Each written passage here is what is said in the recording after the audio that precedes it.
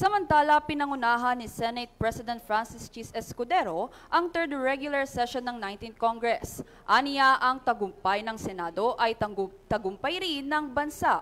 Ang kabuuang ulat sa report ni Stephanie Marquez.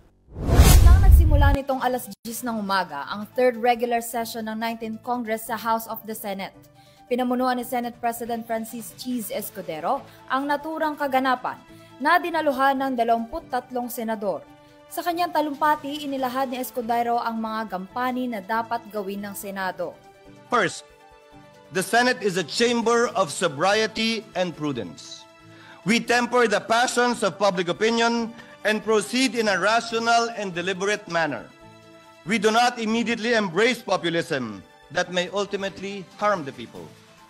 Second, the Senate focuses on quality rather than quantity.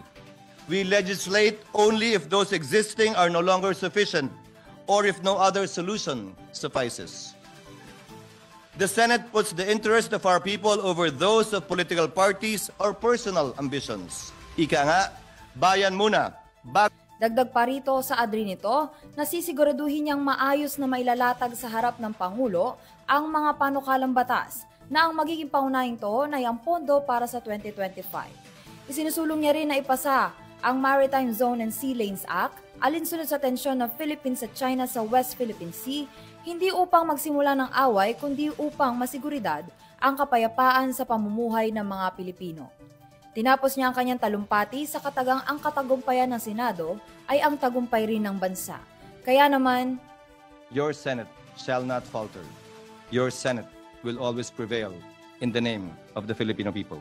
Samantala, ayon kay Senate Secretary Renato N. Bantog Jr., nahanda na ang Senado sa joint session kasama ang House of Representatives para sa State of the Nation address ni Pangulong Ferdinand Marcos Jr.